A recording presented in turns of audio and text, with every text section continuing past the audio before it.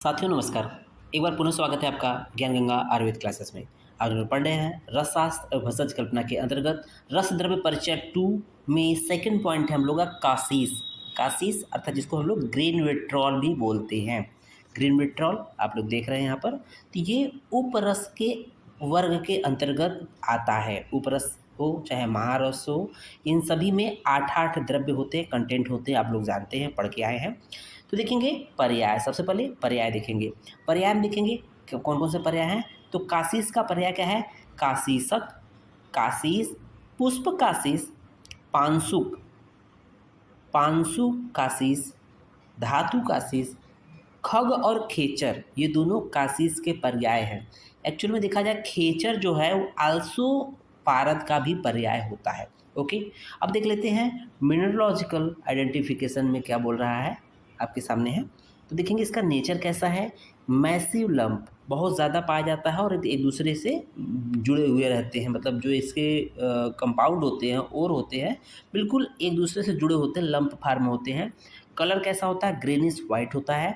Cleavage होता नहीं है, नन है। स्ट्रिक जो उसकी वाइट कलर की होती है और फ्रैक्चर अनइवन होता है। लस्चर अर्थली होता है। टिनेसिटी की बात कर लेते हैं तो टिनेसिटी बिल्कुल ब्रिटल होता है, अर्थात चूर चूर हो जाता है, चकनाचूर। ट्रांसपेरेंसी ट्रांसलूसेंट होता है कासीस।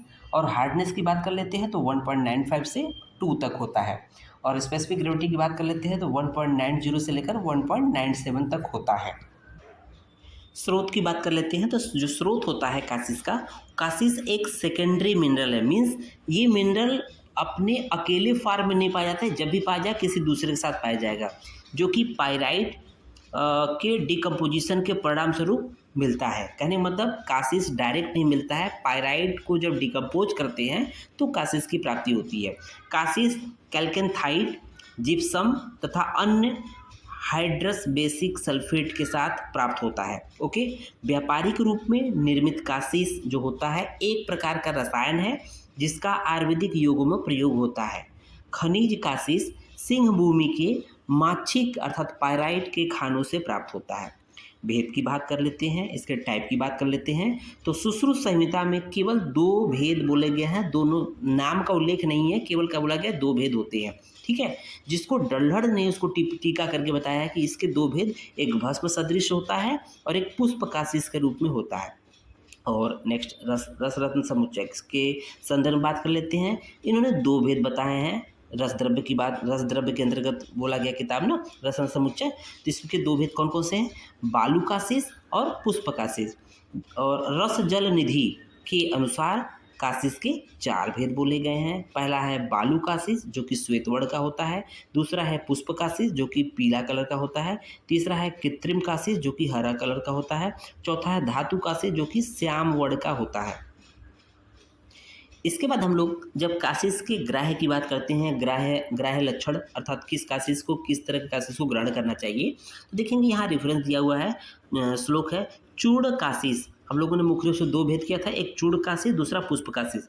जो चूड़ कासीस होता है, चूड़ कासीसम श्वेत पीतम पीतकंच कृतम, अर्थात चूड़ कासीस जो है वो किस तरह ग्रहण करना चाहिए? जो श्वेत वर्ण का हो और ईसत पीत वर्ण का हो। श्वेत वर्ण ईसत पीत वर्ण लिए हुए हो, वो चूड़ कासीस को ग्रहण करना चाहिए। जो पुष्प कासीस ग्रहण करते हैं वो स्वच्छ हरित वर्ण का होना चाहिए।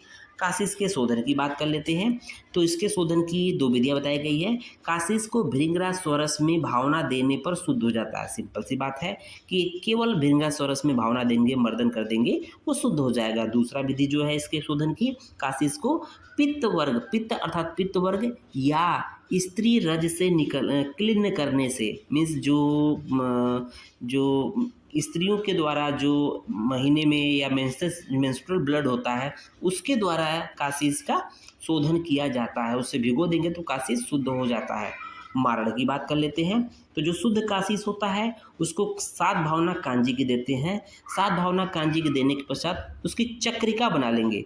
चक्रिका मीन्स गोल गोल टिकिया बना लेंगे और उसको गोल गोल टिकिया बनाकर उसको सुखा लेंगे, सुखाकर उसको लघुपुट देंगे, लघुपुट देंगे तो रक्तवर्ण की भस्म प्राप्त हो जाएगी, रक्तवर्ण की भस्म प्राप्त हो जाएगी। लेकिन क्या होगा, क्योंकि उसके पहले हम लोगों ने कांजी की 7 भावना दी हैं, कांजी अम्ल द्रव्य होता है, तो क्या होगा ये वो अम्लीय, इसमें अम्लीय जो खट्टापन ज़्यादा रहता है, अतः अम्लता रहित करने हेतु, मतलब इसको अम्ल रहित करने हेतु नींबू स्वरस की भावना देते हैं और लघुपुट देते हैं। लघुपुट देने से, लघुपुट तब तक देते हैं जब तक कि भस्म अम्ल रहित न हो जाए।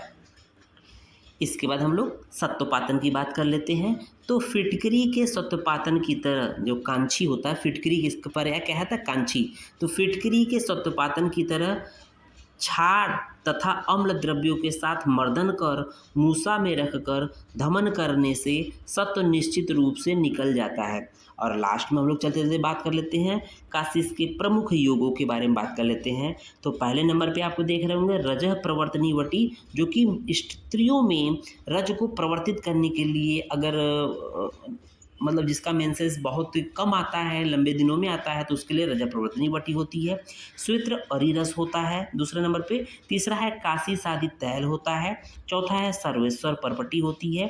पांचवा है महाविद्यावटी होती है। और छठा है वारी शोषण रस। वारी शोषण रस जो है इडिमा शोथ में, साथ ही साथ जो आपका जलोदर होता है उसमें भी प्रयोग करते हैं।